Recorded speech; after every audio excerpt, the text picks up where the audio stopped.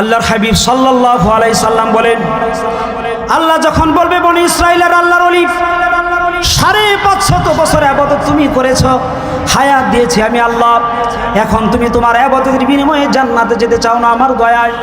আল্লাহর ওলি বলবেন, আল্লাহ ইবাদত বন্দেগী পেয়েছি, ইবাদত বন্দেগী করেছি, হায়াত দিয়েছো তুমি, সুযোগ দিয়েছো তুমি, তৌফিক দিয়েছো তুমি, সুতরাং ইবাদত বন্দেগী করেছি আমি, সুতরাং জান্নাতে যেতে চাইলে আমি আমার ইবাদতের বিনিময়ে জান্নাতে যেতে চাই।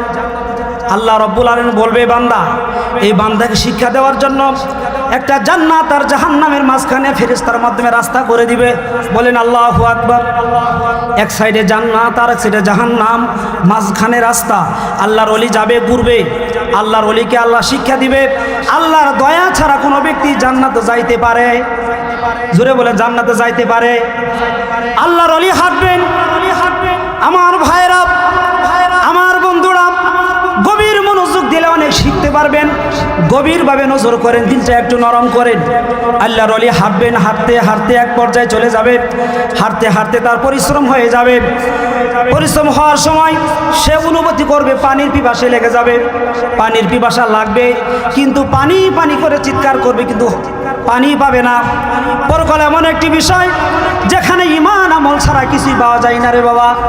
জিনিস থাকবে, সব থাকবে, কিন্তু টাকা পয়সা থাকবে না।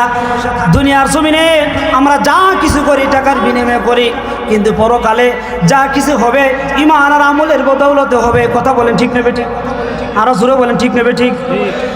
আল্লাহরই বলবেন, আল্লাহ পিপাসা লাগছে, ভুক লাগছে, এখন আমার মনের ভিতরে, দিলের ভিতরে পিপাসা লাগছে, একটু পানি হইলে বড় ভালো হয়, পানি না হইলে বুকটা ফেটে যাবে। আল্লাহ দয়া করে, মায়া করে একটা পানি, এক গ্লাস পানির ব্যবস্থা করো।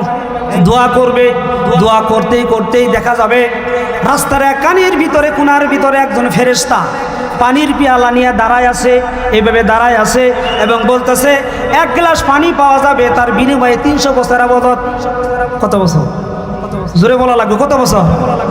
300 বছর ইবাদত যদি দাও, ফেরেশতা বলবে তাহলে এক গ্লাস পানি তুমি পাবা। তাহলে এক গ্লাস পানি খেতে চাইলে ফেরেশতা বলে তোমাকে দিতে হবে 300 বছর ইবাদত। কত বছর? আর জোরে বলা লাগবে, কত বছর? বুঝছেন? ও সারা কোথাও পাবেন না।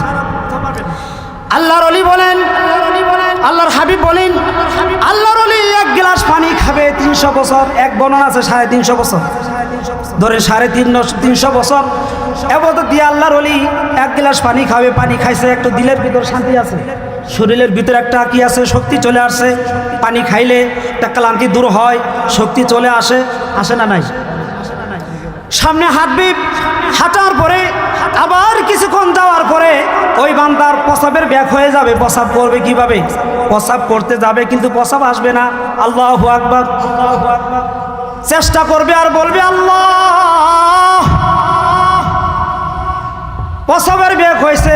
দুনিয়ার জমিনে দেখি প্রসাবের সমস্যা হলে পরে ডাক্তার থাকে, সেবক থাকে, নানা রকম নার্স থাকে। আল্লাহ দয়া করে, মায়া করে আছে এই কঠিন মুহূর্তে আমার পেশাব পায়খানার তুমি ব্যবস্থা করে দাও। বলেন আল্লাহু আকবার। চেষ্টা করবি, মাঝখানের রাস্তা দিয়ে যখন হাঁটবি, বুখারীর বর্ণনা, মুস্তাদরাকুল হাকিমের বর্ণনা, তিনি বলেন, আল্লাহর হাবিব সাল্লাল্লাহু আলাইহি সাল্লাম বলেন, তিনি প্রসাব করতে যাবে, আল্লাহর আদেশে একজন ফেরেশতা, নূরের ফেরেশতা এক জায়গায় চাম্পার নিয়ে বসবে। লেখা আছে সেখানে, এখানে প্রস্রাব পায়খানা করলে পরে 200 বছর ইবাদত দিতে হবে।